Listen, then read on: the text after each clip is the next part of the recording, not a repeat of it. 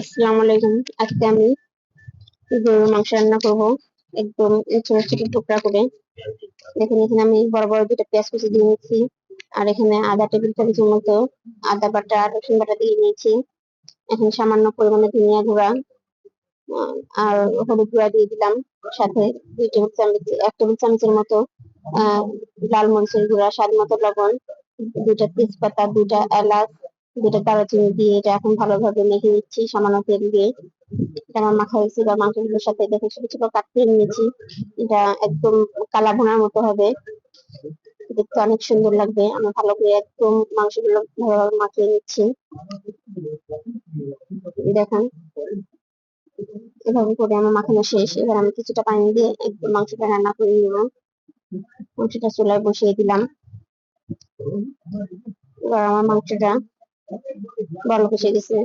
এ পর্যায়ে এখানে কিছুটা আমি আলু তেলে ভেজে দিয়ে দিয়েছি। আপনারা চাইলে এটা স্কিপ করতে পারেন। এই ভাজি মাংসটা খাইতে অনেক মজার হয়। আর এই মাংসটা রান্না করলে, এভাবে ছোট ছোট কাট করে রান্না করলে আপনার অনায়াসে 3-4 জন খেতে পারবেন। এভাবে আমি মাংসটা ভালোভাবে কষিয়ে নিচ্ছি।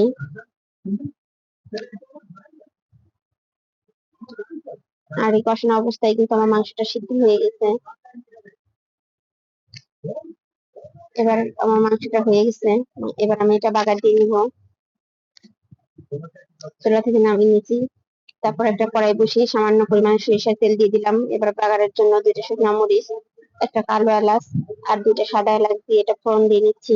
তার সাথে কিছুটা কাঁচা পেঁয়াজ, কাঁচা রসুন, আস্ত রসুন, গোটা রসুন আর কি, আর হচ্ছে কাঁচা মরিচ ফালি করা আছে। এটা এখন ভালোভাবে বাদামি কালার করে নিব। এভাবে আমি ভেজে নিচ্ছি। আমি মাংসটা বাগার দিব। বাগার দিয়ে একদম মানে তেলে ভাজা করে ফেলবো। তেল বের হয়ে যাবে ওই অবস্থা রেখে দিব। আমি পরবর্তীতে আপনাদেরকে দেখিয়ে দিচ্ছি। দেখুন এভাবে পেঁয়াজটা ভেজে নিচ্ছি। এটা আস্তে আস্তে পেঁয়াজটা নরম হয়ে আসছে। এ পর্যায়ে আমার এটা ভাজা হয়ে গেছে। এটা এখন আমি নামিয়ে নিচ্ছি। নামিয়ে সে মাংসের কড়াইটা চুলায় দিয়ে এটা ঢেলে দিলাম। ঢেলে দিয়ে এটা এখন মিক্স করে নিব। এই মাংসটা খাইতে কিন্তু অনেক মজা। এটা কিন্তু আপনারা বড় সাইজ করে মাংসটা কেটে নিতে পারেন। জাস্ট এটা আমি আমার মতো করে কেটে নিয়েছি। মাঝে মাঝে ছোট সাইজ করে খেতেও ভালো লাগে। দেখুন আমার মাংসটা কালারটা কেমন হয়েছে। এটা এখন জাল দিয়ে একদম কালা ভুনা করে নেব।